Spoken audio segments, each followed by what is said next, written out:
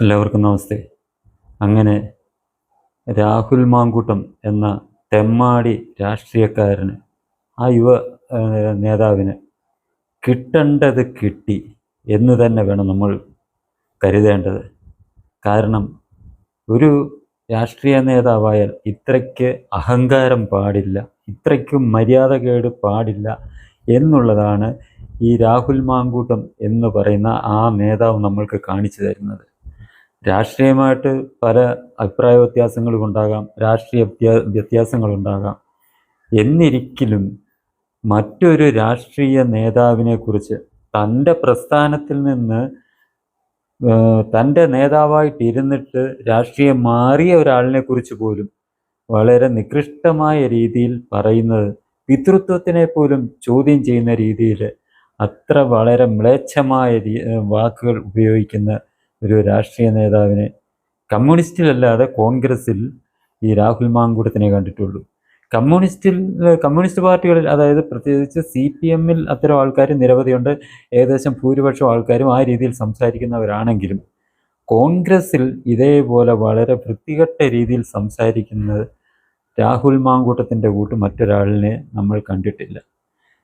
Indian പ്രധാനമന്ത്രി ഉൾപ്പെടെയുള്ളവരെക്കുറിച്ച് വളരെ മോശമായിട്ടും നികൃഷ്ടമായിട്ടുമാണ് ഈ രാഹുൽ മാങ്കൂട്ടം പറയുന്നത് എന്നുള്ളത് നമുക്കറിയാം. അത് അവർ രാഷ്ട്രീയമായിട്ട് ഉള്ള ആ ഒരു വ്യത്യാസത്തിൻ്റെ പുറത്ത് ആണ് ഈ മാങ്കൂട്ടം പറഞ്ഞുകൊണ്ടിരുന്നത് എന്ന് നമ്മൾ ചിന്തിച്ചാൽ കൂടി, വളരെയേറെ വർഷം ഇയാളുടെ നേതാവായിട്ടിരുന്ന ഒരു വനിതയായിരുന്നു ശ്രീമതി പത്മജ വേണുഗോപാൽ. ഈ രാഹുലിൻ്റെയൊക്കെ രാഷ്ട്രീയ പാർട്ടിയെ കേരളത്തിൽ വളർത്തിക്കൊണ്ടുവന്ന ഒരു നേതാവായിരുന്നു K. കരുണാകരൻ. വളരെയേറെ കാലം അദ്ദേഹത്തിൻ്റെ നേതൃത്വത്തിലാണ്. അദ്ദേഹം KPCC പ്രസിഡന്റ് ആകാഞ്ഞിട്ട് കൂടി കോൺഗ്രസിനെ വളർത്തിക്കൊണ്ടുവന്ന നേതാവായിരുന്നു K. കരുണാകരൻ. അദ്ദേഹത്തിൻ്റെ മകളാണ് ഈ പത്മജ വേണുഗോപാൽ. പത്മജയ്ക്ക് ആ പാർട്ടിയിൽ നിന്നുള്ള അവഗണനകൾക്കുപരി രാജ്യത്തിൻ്റെ മുന്നോട്ടുള്ള പോക്ക്, രാജ്യത്തിൻ്റെ പുരോഗതി, രാജ്യത്തെ ലോകരാഷ്ട്രങ്ങളുടെ മുന്നിൽ മാനിക്കപ്പെടുന്ന ഒരു ശക്തിയായി, അതായത് ഭാരതം എന്തു പറയുന്നു അത് കേൾക്കാൻ കാതോർത്തിരിക്കുന്ന ഒരു സാഹചര്യത്തിലേക്ക് ഈ രാജ്യത്തെ എത്തിച്ച ഇപ്പോഴത്തെ പ്രധാനമന്ത്രി നരേന്ദ്രമോദിയുടെയും അദ്ദേഹം പ്രതിനിധാനം ചെയ്യുന്ന പാർട്ടിയുടെയും നയങ്ങളിൽ ആകൃഷ്ടയായി കോൺഗ്രസിൽ നിന്നും BJP-യിലേക്ക് രാഷ്ട്രീയ മാറ്റം നടത്തി പത്മജ വേണുഗോപാൽ എന്ന കോൺഗ്രസ് നേതാവ്.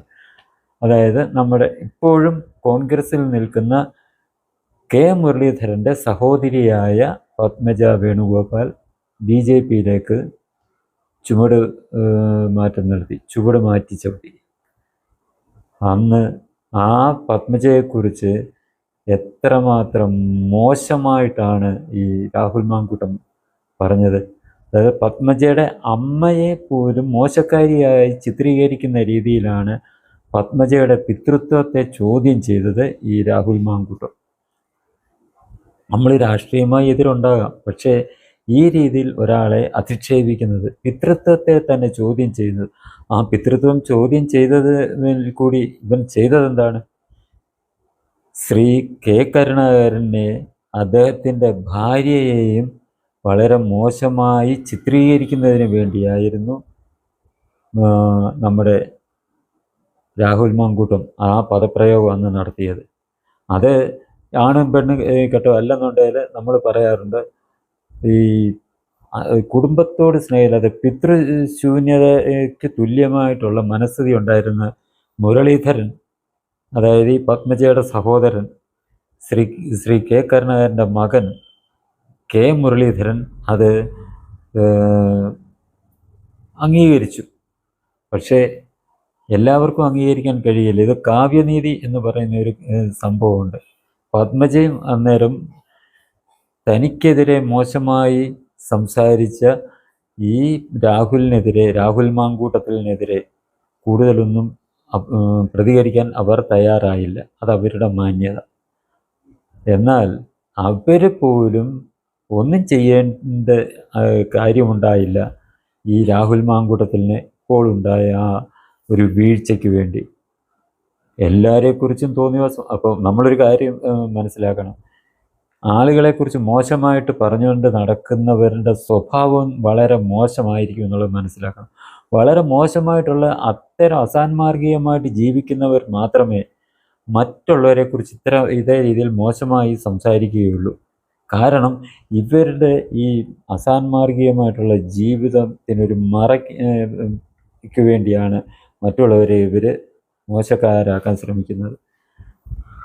അങ്ങനെയുള്ള ഈ രാഹുൽ മാങ്കൂട്ടത്തിന് വളരെ നാണം കെട്ടാണ് ഇറങ്ങിപ്പോകേണ്ടി വന്നത്. ഒരു യുവനടി കൂടിയായ സ്വന്തം പാർട്ടിക്കാരിക്കെതിരെ വളരെ മോശമായ രീതിയിലുള്ള പ്രവർത്തനമാണ് ഈ രാഹുൽ മാങ്കൂട്ടം കാണിച്ചു കൂട്ടിയിരിക്കുന്നത്. അത് പുറത്തു വന്ന് കഴിയുന്നതും പിടിച്ചു നിൽക്കാൻ ശ്രമിച്ചു, രാജിവെക്കാതെ പിടിച്ചു നിൽക്കാൻ ശ്രമിച്ചു. എങ്കിലും ഈ പാർട്ടിയിൽ നിന്ന് ഉള്ള നേതാക്കന്മാരുടെ സമ്മർദ്ദം ഏറി വന്നപ്പോൾ അയാൾ രാജിവെക്കേണ്ടി വന്നു. ഇയാളോട് രാജിവെക്കാൻ ആവശ്യപ്പെടേണ്ടി വന്നു.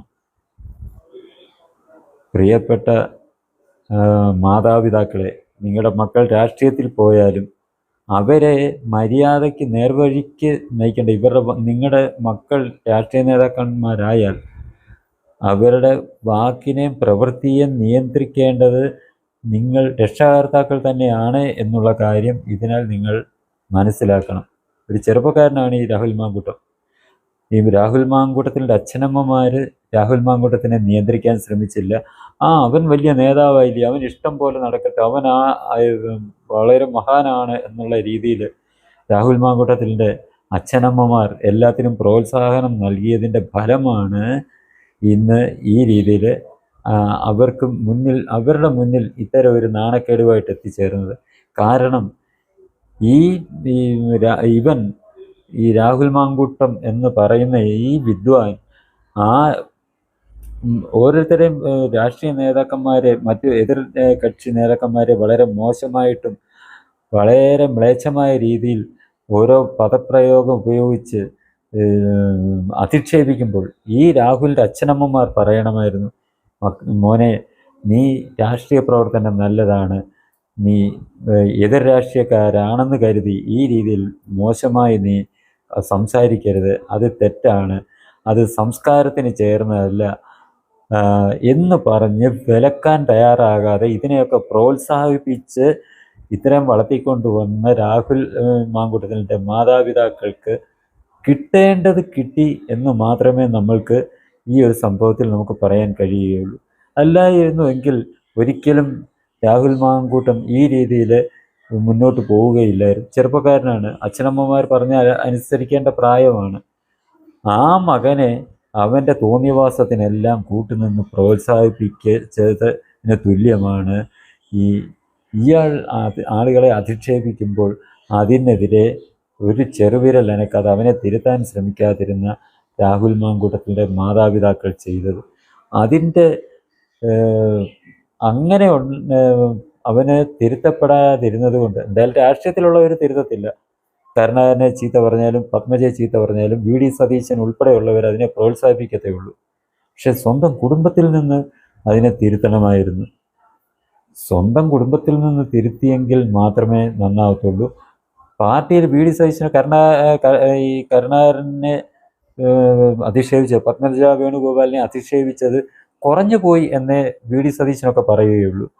കാരണം അവരുടെ ആവശ്യം അതാണ്, മറ്റുള്ളവരെ അധിക്ഷേപിച്ച് സംസാരിക്കുക. വി ഡി സതീശൻ്റെ സ്വഭാവം പ്രത്യേകിച്ച് നമുക്കറിയാമല്ലോ, വളരെ നികൃഷ്ടമായ രീതിയിൽ മറ്റുള്ളവരെ മോശക്കാരായിട്ട് സംസാരിക്കുന്നത്. അത്